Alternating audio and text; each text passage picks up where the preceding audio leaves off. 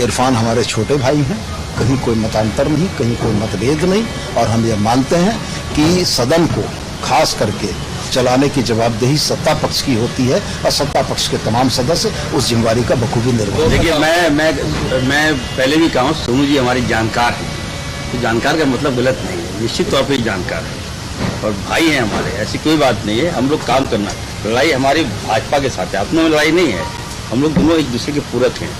बड़ा भाई छोटा भाई उन्होंने कहा, बड़ा भाई हैं, भाजपा को घेरना हमारा, भाजपा को खदेड़ना हमारा लक्ष्य। परिसीमन को लेकर चल रही डिबेट 2008 में झारखंड के सवालों पर तत्कालीन केंद्र सरकार ने एक सकारात्मक उत्तर दिया था, और आपको भी याद है कि नॉर्थ ईस्ट के 7 राज्यों के साथ साथ झारखंड में डिलिमिटेशन को फ्रीज किया गया था।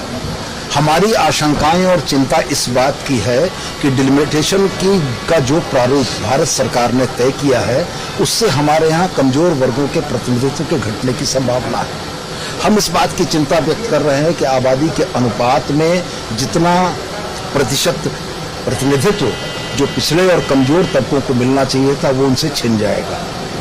और दक्षिण के राज्यों की चिंता भी जायज है कि अगर जनसंख्या नियंत्रण के उपाय, यूपी अगर जनसंख्या नियंत्रण के उपायों को अपनाने में विफल रहा तो जनसंख्या के आधार पर उसका ज्यादा प्रतिनिधित्व हो जाए, झारखंड का प्रतिनिधित्व घट जाए, तमिलनाडु का प्रतिनिधित्व घट जाए, ये समरूप मोर्चा का प्रतिनिधित्व होगा क्या? निश्चित रूप से तमाम विपक्षी दल जुटेंगे और हमको लगता है कि एक विचारोपरांत एक सम्यक बात निकल कर आएगी। सर, एक और सवाल, बिहार दिवस मनाया जा रहा है, बीजेपी झारखंड में भी बिहार दिवस मना रही है, क्या बिहार चुनाव है इसीलिए झारखंड में याद आई उनको बिहार?